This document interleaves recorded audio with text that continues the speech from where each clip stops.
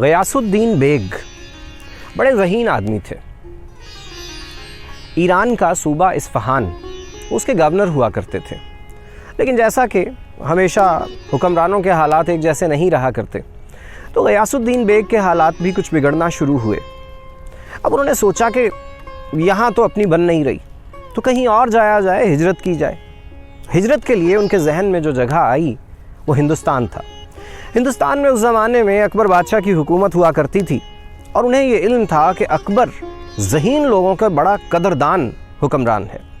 لہٰذا غیاث الدین بیگ نے سفر آغاز کیا اپنے خاندان کے ساتھ، یعنی اپنی حاملہ بیوی اور 2 کمسن بیٹوں کے ساتھ اس نے سفر آغاز کیا اور چل پڑا ہندوستان کی طرف.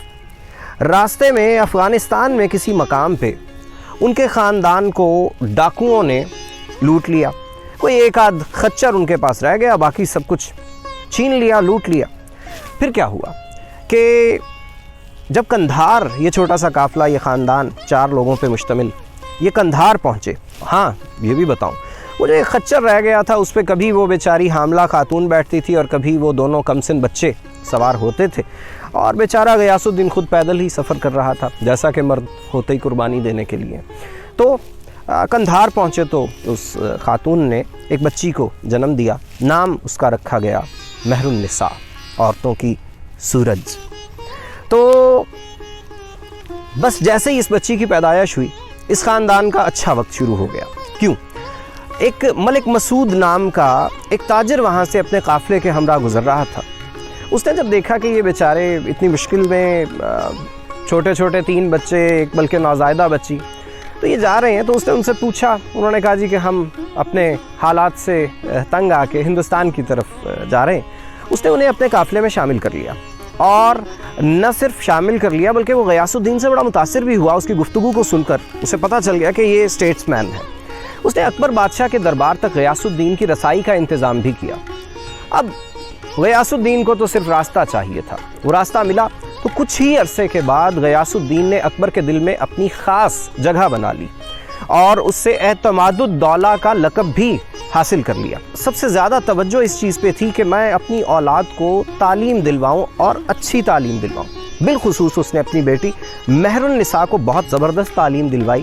اسے فارسی سکھائی، عربی سکھائی، لٹریچر، ڈانس اور سنگنگ، یہ سارا اس نے اس کو سکھایا، جو اس زمانے میں ایک تعلیم کے شعبے سمجھے جاتے تھے.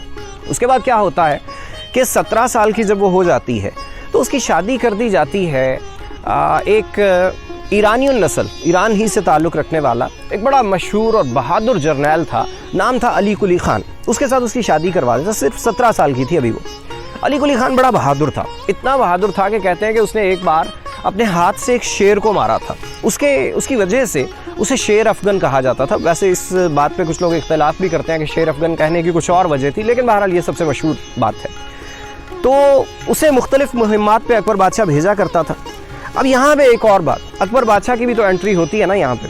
ایک اور بات بڑی مشہور ہے، وہ یہ کہ جو جہانگیر تھا نا، اکبر کا بیٹا، اس نے ایک دفعہ کہیں دیکھ لیا اس لڑکی کو جس کا نام ہے مہر النساء، اور وہ اسے پسند آ گئی. جہانگیر کو اکثر خواتین جن کو وہ دیکھتا تھا وہ پسند آ ہی جایا کرتی تھی، تو مہر النساء بھی پسند آ گئی. اب جیسے ہی اس بات کی بھنک پہنچی اکبر بادشاہ کو، اکبر خود جو مرضی کرتا رہے، لیکن ایک بات اس میں تھی کہ وہ اپنے بیٹے کو اور اپنی حکومت کو عورتوں سے بچانے کی بڑی کوشش کیا کرتا تھا. اب اس نے کیا کیا؟ اس نے یہ کیا کہ لوگوں کا کہنا ہے کہ اس نے علی قلی خان کے ساتھ شادی کروا دی مہر النساء کی.